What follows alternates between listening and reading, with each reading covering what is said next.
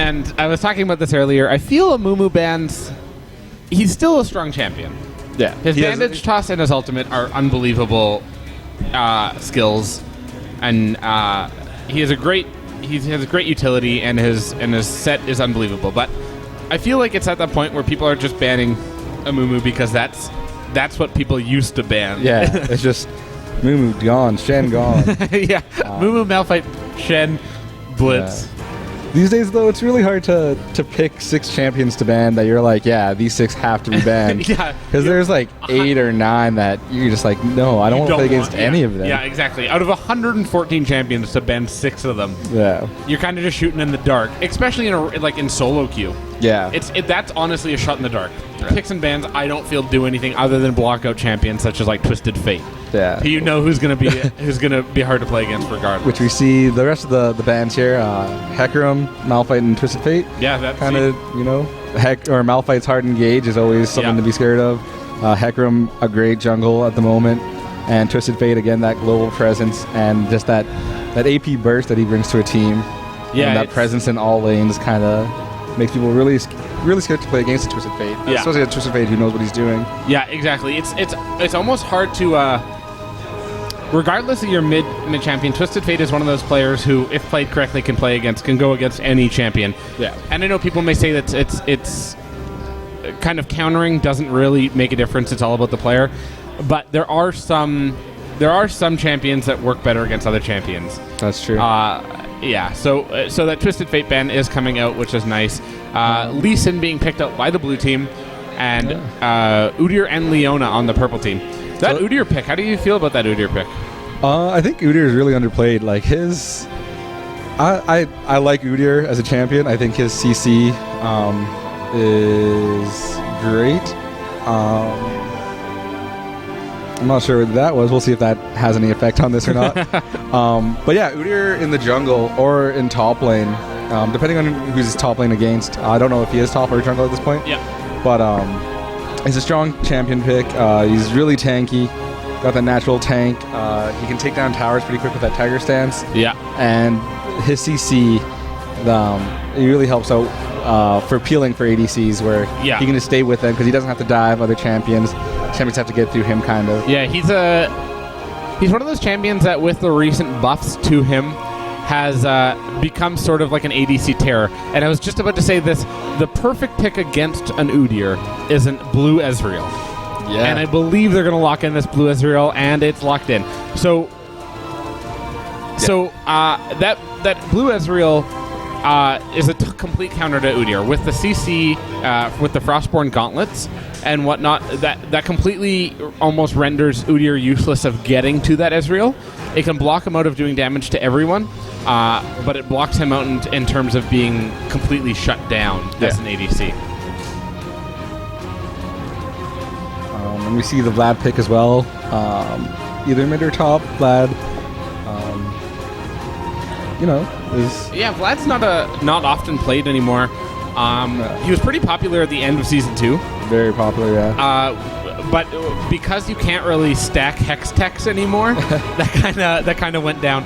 But still a super strong champion, great sustain in lane with no mana. So just a super, super strong thing. Yeah. And it's funny, ever since his passive was nerfed, along with Leviathan being taken out of the game, that's when people stopped playing him, when he could just stop stacking health and be indestructible. Indestructible is actually how you say that word, for anybody wondering. So we see Purple Team picking up York and Swain. This team's looking really tanky. They look like they want to just be able to take that damage and give back as much as they can at the same time. Yeah, York is one of those champions where you're not really sure how that game's going to work out. A York pick is he's great in lane, but unless he's big, unless he's gets fed, he doesn't have that much of a presence in a team fight. Of course, he's one that takes damage, but based on their team, they don't have a lot of damage at this point. They have engage and they have tankiness, but they don't have any sort of damage, tankiness, or straight damage at this point. So we'll see who they pick up as their ADC. I'm guessing it's going to be a Draven or Vayne type pick where it's just that hard hitting damage. Yeah, that Wukong pick is actually really nice. I do like that Wukong pick. I'm really sorry about this active game error, guys. We're not too sure. Let's just blame it on the Adobe Air client, and hopefully Riot fixes that soon. So like I was saying, they were going to always pick one of those heavy-hitting late-game ADCs, and they went with Vayne. Yeah. It's a pretty strong protective Vayne comp. There's snares and stuns all over the place. Yeah, snares, stuns, slows, Leona's ultimate. Yorick's ult is going to give Vayne that extra presence if she gets taken out pretty quickly. Yeah. So the way this is going through in my head right now is we have Wukong versus Yorick in top lane. We have Vladimir versus Swain in mid. Alistair and Ezreal versus Leona Vayne at bottom. And we have the jungles are Udyr versus Lee Sin. Lee Sin has always been one of my favorite jungles. He just has so much mobility. His ability to jump to and from wards, champions, minions, Q... The distance from one from one QW combo is unbelievable. He can just get to places so fast, such high utility, and he can help out his team where they need it the most. Yeah. So we're going to continue the trend and check out these ADC rune pages. Yeah. Let's look at these ADC rune pages. See what's going on. I just like ADCs better. I really could check out other champions too, but let's go with ADCs. We see. Damage, armor, magic resist, and lifesteal. This easy is only wanting one lifesteal quint. Again, one or two is not really a huge... No, it's not a lot. Huge difference, but most players prefer the 4%. And the reason as you can see, he's running completely pure MP per level runes. Yeah. The reason he's doing this is because the jungler on the other team is an attack damage jungler. The support on the other team is not a heavy-hitting AP support. He's not an Elise. He's not a Lux. So he wants that scalability for late game versus that Swain because he knows that Swain is the biggest threat later, and same with that Yorick. So that's why he's running those MP per level blues. Yeah. And then if we check out the Vayne, let's see what she's running today. So she's got 6% lifesteal bonus, so that's a lot of lifesteal for her. Armor, magic resist, and physical damage. Again, the lifesteal bonus thing, again, between 2-4, 4-6. It's really just one of those things where people prefer to either sustain a lot in lane, or if they think they're going to be attacking more often. Yeah, exactly. You have to look at it from a sense. People who pick... a lot of people who play ADC have a couple of different rune pages set up. Those who are expecting lots of poke towards them would rather have... I would prefer to have a little bit more lifesteal so I can get that life back on the minions, kind of get up to the point where I can take some more poke. Where it's if you're going to be the ones attacking and you're going to be the early aggressors early on, you're going to want that heavy damage. You're going to want it to hit it hard. And especially with a Vayne, she can go either way because... that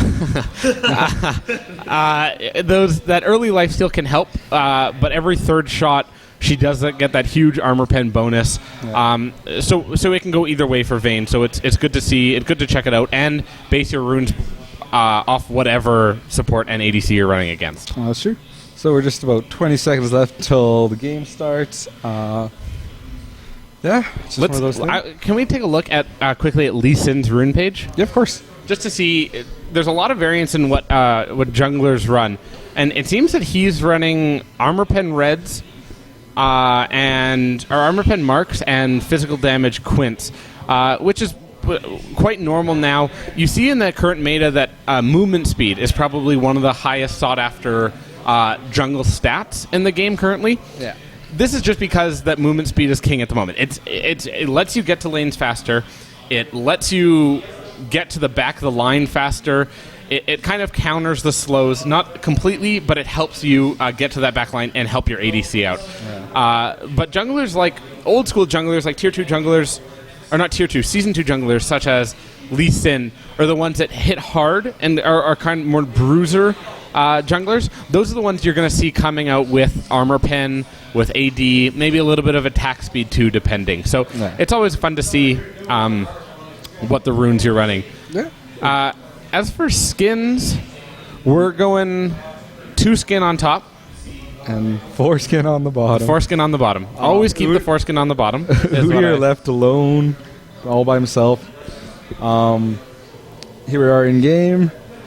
Yeah, here we're coming off with, as you can see, Alistair didn't start out with the support mastery tree. I have a feeling that he's running a little bit more defensive rather than utility. You can check out his armor. He has 53, 54 armor. So you can see. Oh, here comes a pause real quick. So you can see a change already. Leona obviously ran down far into the utility tree. Yeah. She wants that early ward. She wants that blue ward. She wants that little biscuit. She likes the Leona's the type of champion who uses the masteries in that tree very well. Yeah. Alistair, on the other hand, can go either way. If you really want a super tanky Alistair, it'd be nice to go in the defensive tree and maybe even go a little bit of cooldown reduction in your offensive tree. So it's nice to see that there's a little bit of variance and that the game right now isn't kind of stuck at the same thing for every champion.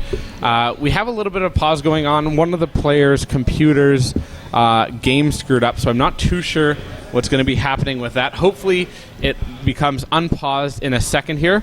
And I believe that it's actually going to become unpaused right away. I think they fixed the problem, and we're gonna go through right away. Yeah. I hope so, or else I'll sound like an idiot. So yeah, we'll see just some of the items that we can see so far. Vlad picking up that amplifying tomb and a pot there. He's probably just going to want to sustain in lane. Really early game, Vlad doesn't do too much. Tries to farm for a bit. Gets a little bit of poke in there, but for sure not bursty. Yeah, he's just going to try to farm this out. Let's see. Udyr, Hunter's Machete, kind of just standard in the jungle there, along with Lee Sin. Lee Sin did pick up a ward as well. That ward for Lee Sin is is pretty nice. You see, I'm not sure if you guys could see on the screen, the summoner that I was battling has reconnected, so I would assume the pause would be over really right away. But that ward pick on Lee Sin jungle is actually really nice. It allows him not only to ward his own jungle, but also give him a vantage point to jump to, perhaps to get a better position on a top layer bottom lane gank. One of the things that a lot of people do with that Lee Sin is over the wall near bottom or top, you can toss that ward over the wall, and you can just barely W towards that ward to perhaps miss the river ward that the other team have vision on. So we're going to go ahead here. The game has unpaused. Again, this is Fair Strategy versus Leo Factory. Fair Strategy is on blue side. Leo Factory is on red side. And here we go. Game 1 of the round 1 of the loser bracket matches. So we see Lee Sin just warding the enemy jungle. He just wants to see where Udyr's at. Maybe to go in for an invade later. Udyr will probably play pretty safe knowing that he's going to be spotted. We see Easy and Alistar just guarding that Lee Sin red, making it nice and safe for him to come down into lane. Yeah, you don't really see... earlier in Season 3, before a lot of these changes happened, you saw a lot more invades. Minions have spawned. Recently, there's been a lot less invades. People are more content to kind of just sit in their own jungle. They've become accustomed to kind of just like relying on their own jungle, not wanting to like risk it early on, and kind of just having a even play and even field, and the game starts. Lee Sin's actually gonna take this red first, and he didn't even go to Wraith, so he's just gonna go right for this red. And they're taking a little bit of time to get it. Might be just trying to talk something out real quick, but it is a late start for Lee Sin. Didn't take Wraith either. Yeah, so you already see that Udyr is so much farther ahead than Lee Sin. Udyr is already level 2, has completed the Wraiths and blue. Lee Sin has just finished the blue right now. Yeah, Udyr's coming in already right now and might be able to pick up something here on this Lee Sin. Yeah, and we see with the red start, Easy and Alistar weren't able to get that double golem bonus, which is usually pretty nice for that bot lane. So we'll see how they do there. Udyr's just hanging out in the jungle, trying to catch out Lee Sin. Yeah, and that actually wasted a bit of time. Lee Sin has used all of his pots already, but he's ahead of Udyr now. So that wasted time from Udyr has allowed Lee Sin to kind of catch up. So here we just have Wukong and Yorick. Oh, never mind. Here we just have Easy and Alistar versus Vayne Leona, farming it out. Wukong taking a bit of damage up top. Yorick able to sustain a lot better than Wukong, I believe. Yeah. So we'll see how that goes. Yeah, completely. Yorick can just completely zone out Wukong. Yeah. Until Wukong hits about level 3-4, Yorick can just completely zone him out with no repercussions. Yeah. We just missed it, but Lee Sin did try to make a gank up top. Kind of just walked right in. I don't think Wukong was in any position to try to take that kill. He's pretty low, using up his pots. Doesn't have a Doran's Blade. Kind of started off with a Cloth 5. I'm not like. So we see in the bot lane here. Oh, Udyr's going for a gank up top. Manages to get the stun. And then we see the condemn down with Alistar. So one more hit, and Vayne manages to track down that first blood. So there's a lot of action in that short time there. We saw Udyr coming up to gank Wukong, managing to escape, and then we saw the Vayne condemning Alistar and managing to track down that kill. Again, we see Udyr back up top, and I believe they're going to get this kill this time. Yeah, Wukong does not have his flash, and the Ignite goes down on Lee, so that's 2 kills right there for the purple team. Vlad, for some reason, just ignited Swain. Maybe he thought Swain was going to go in deeper, but ended up not. But here comes Udyr coming at the back for Vlad. Vlad flashes into Udyr, but Swain... I think his pool's still up. Yeah, there we go. I don't know if it's going to be enough. Yeah, there we go. And that is some great Udyr mechanics. He knew what he could tank. He had the Turtle Sands ready to go, and they managed to get that kill there. So we see Leo Factory taking a bit of an early lead. They're 2k gold up. They've managed to get 3 kills. All lanes have been really good. We see that this Easy is having a bit of trouble against this Vayne, which is a little weird to see. Usually Easies are able to farm quite well at a distance. Yeah, Vaynes tend to have a shorter, they have a shorter attack range than Ez, and Ez does have that poke, but they just seem to not be using it to his advantage, and that Alistar doesn't seem to be using his EQ combos to his advantage either. Is that EQ or is that QW? I'm not too sure, folks. Sure. Let's... QW, I believe. Is it QW? Yeah, no. Yes. I can't Yes, tell. let's go to QW. Because let's see. I can totally... Pulverize is Q. Yes, it is the QW combo. And that is why we shoutcast and don't play. that right there is the reason why we do our job here. So we see the gold difference up high, about 2k now. We see the farming in heavy advantage of Leo Factory on the purple side there. Vayne's up about 20 CS, Swain's up about 10, and Wukong is down about 15 to Yorick up top. So they're just going to keep farming, wait for those ganks. I think they're all pretty content in keeping this lead and staying safe. We'll see if Lee Sin can gank somewhere, but all the lanes seem pretty pushed. He won't be able to get bot lane very easily. No, at this point, what Lee Sin wants to do is he wants to farm. They know they're behind, and he just wants to get ahead and become more useful later on around level 11, level 10. And we see Udyr here catching Lee Sin in his jungle. Lee Sin managing to stay a bit safer, trying to run away, has to flash away. Alistar coming in with the presence. So we see Alistar with a grid headbutt trying to get Leona under that tower. Leona using her flash, so that's a flash down for Lee Sin and a flash down for Leona. No kills, but Purple Team does manage to steal their buff. Yeah. They have to send Lee back so he can heal, and they just get a free red buff out of that, which is pretty nice to just deny him of that, already make him more behind than he already is. And as I said at the beginning, the movement speed right now in the jungle is king. That's the stat that people look for, and that's what's going to get ganks. And as we see, the first item Udyr picks up is those Moby Boots, then the Spirit Stone. He doesn't even finish his Hunter's Machete yet. He picks up the Moby Boots first. So, as you can see, it's like that movement speed helps out so much. And then we have the engage on Alistar here. Great Q by Leona there. Stunning him up and letting Vayne get in position to condemn against the wall. Vayne just pushing that advantage.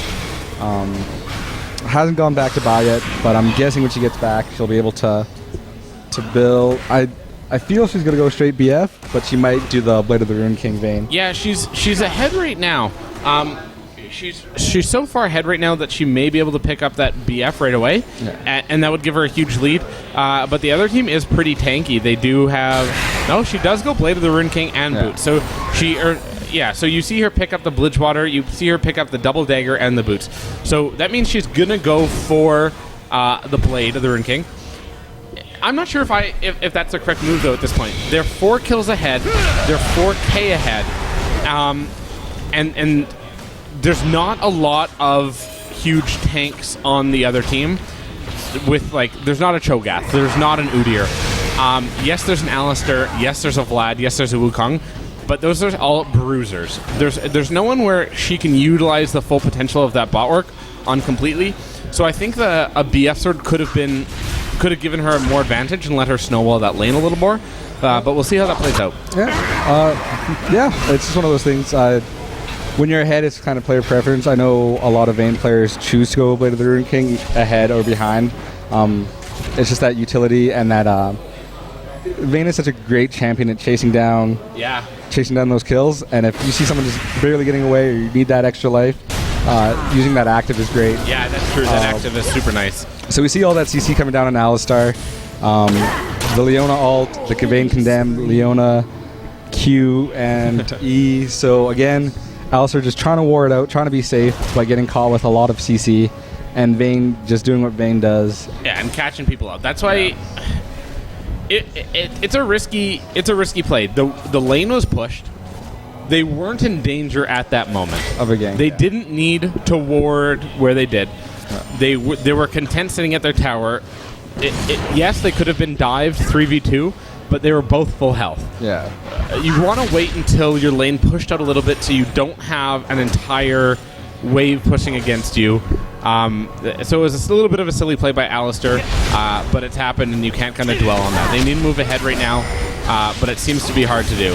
So we see Lee Sin coming in for the gank, missing his Q and getting CC'd. We see Vlad trying to come down to help out bot, but Udyr was in the jungle trying to steal. Leona missing her Q, but Vlad ult going down. Leona as ult going down. Vlad flashes out of here, and Alistar kind of just taking the damage. Condemns that comes out from Vayne. Vayne with the flash. Takes a tower hit, but is going to be able to run away here. Easy, still full health, still might be able to get something out of this. But he doesn't want to go, and he knows that Swain's coming down, and for them there. Yeah. Unbelievable play from the purple team. They're all super low health, and they managed to walk out of there with 2 kills and not 1 death on their team. And we see Swain just coming in. He's going to dive. There's the Leona ult. They're just going to tower dive. Vayne's a little in danger, had the barrier up. Lee Sin coming down. He might have just got himself killed. Wow. Wow. So that was some my play. Goodness. Wow. They cycled that turret damage very well. There's a lot of flashes, a lot of jumping around. That Udyr managed to hit every one of his skills exactly where he needed it. He got his turtle stance to block that last tower shot. He got out of there. Vayne had 100 health. That tower shot was going to kill it. Popped its barrier, rolled out of tower range. Leona went in, popped her shield, managed to block the last tower shot. Swain came in, shielded, took tower shots as he had blue buff and his ult going, and managed to completely rip apart everybody on that team except for Wukong, who's stuck farming top and doesn't even get a tower out of the deal. Yeah, so that was some great plays by Purple Team there. It seems like Leo Factory's got a strong advantage over this game. I feel they're going to just push this advantage fairly well. What do you think Blue Side can do here? Do you think they just need to play passive, try to farm up, try to get this to late game, knowing that late game Vayne is still going to be as terrorizing as... I would honestly say versus this team, with the team they have, that their best bet is to go to late game. But Swain probably picking up another kill right here. Yeah, gets a kill. I'm not sure why Lee Sin didn't try to shield. Yeah. That might have been enough to save the Ignite from taking down. It might have been, but it's... Oh, and here we go, actually on bottom lane. Alistair getting knocked back, but that Vayne, Leon ult comes down, and they walk away with another kill. I would say, honestly, that in what the situation is, you need to wait till late game. But the thing is that everybody on the other team, you have a Swain, a Yorick, a Vayne, and an Udyr. Every one of those champions is a late game champion that shouldn't do this well early game. They're completely ahead now, and they're going to be completely ahead in the next 10, 20 minutes until the game's over. It's 13-0, and they're up 10k gold at 13 minutes. Yeah, I think this one's slipping away. We'll see what they can do, but I feel Fair Strategy might be a little under pressure here. Yeah, you look at the team comp 2 of Blue Side, of I believe their name is Fair Strategy. You look at their team comp. They don't have much that they can do. They have a Vlad. Yes, he's doing that damage. His ult does help. But his ult helps when you have a lot of other damage. Because his ult, yes, it does a little bit of damage. It does about 300 damage late game. But where it shines is it's 12% increased damage for the time that it's up. So you need heavy damage champions to go engage on that. I'm not sure, something like a Swain, something like an Ezreal or an MF ult, which utilizes that so nicely. But the fact that they have a Wukong, a Vlad, and an Ez, they don't do a lot of damage right off the bat. They're really good 1v1. Wukong's good because of his ultimate, so Wukong and Vlad do synergize nicely, but the rest of the team, they kind of just seem to pick what they're comfortable with and not what works as a team. Yeah, and just to mention, we've been talking a lot about Blue Ezreal, but we see that he picked up a BF Surge first, which isn't usually what Blue Ezreals go for. So I don't know if he's going to try to do Blue Ezreal late game or if it'll get to late game, but he did try to pick up that BF Sword just to counter some of that damage that he was receiving. I'm not too sure. It's been a long time since I've seen a not Blue Ezreal, but it does happen, and it does work if they're ahead. But the thing is, he's not really ahead. He doesn't really have... So, we saw the Alistar and Wukong trying to engage under the tower there. Alistar managed to headbutt, I believe it was Swain under the tower, but they're just so far ahead and so tanky that they had no problem getting under that tower and taking those tower hits and getting that kill. Again, Lee Sin getting caught in his jungle. It's just not safe to go in there at the moment. No, they have... you can see what's going on here. Blue team has 3 wards, and those 3 wards are in their own jungle because they're not even worried about going in the other team's jungle. That's not even an option at this point. They have to get through their own jungle to get there, and they're not even letting them past the mid lane. They're not even letting them pass the river at this point. Yeah, so we see Udyr coming up and getting that kill on Vlad up top. Again, just being tanky, being able to stay under that tower and get that hit, that kill. Vayne taking down mid tower and pushing that advantage. So yeah, they're just going to try to farm under their inner tower, or their inhib tower. I'm not sure what they can do. Lee Sin's just trying to jungle, trying to get some of his jungle creeps in there. I think Vayne's just going to push this top tower down now, push that advantage even further. Yeah, get that 4 towers. After this top tower goes down, that'll be 4-0. The purple team is up 14k gold and 17 kills at 17 minutes into this game. Blue team's turret has been destroyed. The other team is becoming super desperate at this point. They're not really, this is the point of the game where you're not too sure what to do. This is the point of the game where you wish it was 20 minutes. Yeah. They're in a tough situation. They can't do much. And we got the Leona grab and stun. Her and Swain. Her and Swain are literally taking on 4 of them. Yeah. And they're running away. 4 of them are running away from 2 of them at this point. Yeah. So we see the Lee Sin ult kicking Swain away, keeping that Alistar alive. But that's just how far ahead they are right now. Yeah. It's the support and their mid just hanging out. Vayne caught Lee Sin in the jungle again. And York Vlad in the jungle again. Yeah.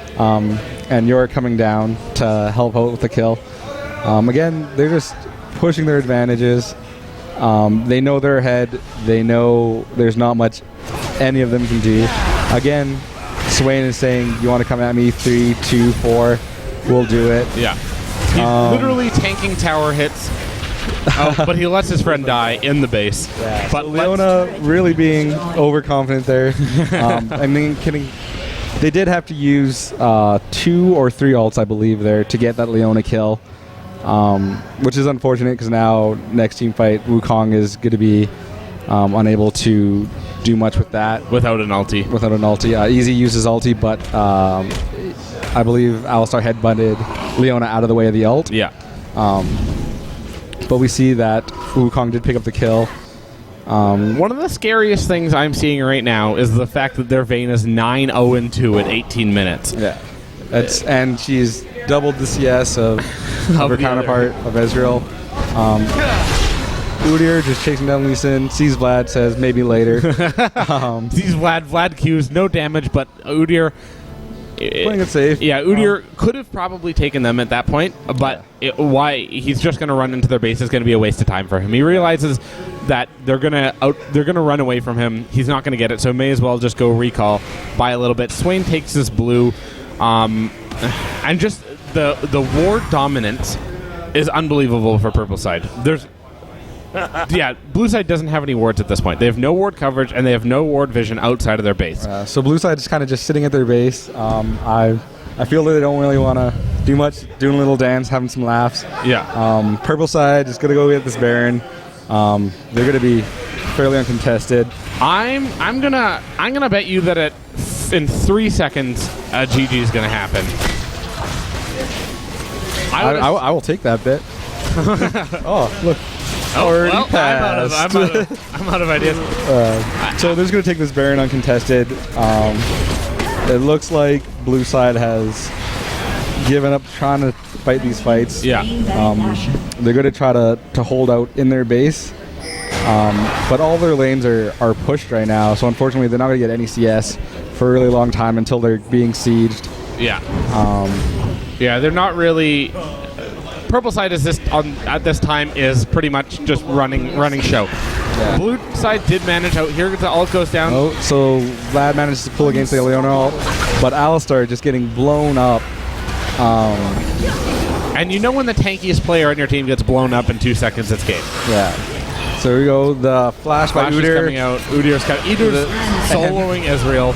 Udyr kicks into tower and still takes it. So they're just in their base, towers up everywhere, tanking the towers, and Swain managed to get that ace. It is ace. It is ace. They're probably going to finish this off. They just dived through 3 towers. Yeah. And it was just... And none of them died. Strategy really paid off. Vayne managed to get ahead really quickly in this game, which is scary for any team to try to fight against a Vayne whose hyper carry state got was established in 15 minutes of the game. Leona on the purple side did try to feed by giving them 1 kill, but it wasn't enough. It wasn't enough. Tried to help out the other team, but it wasn't enough. And that'll be game after they take out this last Nexus tower, I believe. Swain just taking some of those easy shots. Getting the snare up. Vayne just poking. They could really just finish this game off. They're just having a little bit of fun here at the end. Yeah. But it was a very dominant showing by Leo Factory. Again, Leona ult's coming down. Swain getting that kill. There's the surrender coming out Oh no! as the surrender as it gets a double blow up. Yeah. So a great showing by Leo Factory. Fair strategy loses because probably of their fair strategy. Seems like they might have cheated or should have cheated, I guess, at this point. Yeah. But there it is, guys. Thank you so much for watching. We'll have the next game coming up, and the next game we'll be featuring is Silix versus Hips Don't Lie. That'll be right here on OKG TV on Twitch.tv. Thank you so much for watching. We'll be back soon. My name is Keswick. And I'm Kajiko, and we'll see you guys soon.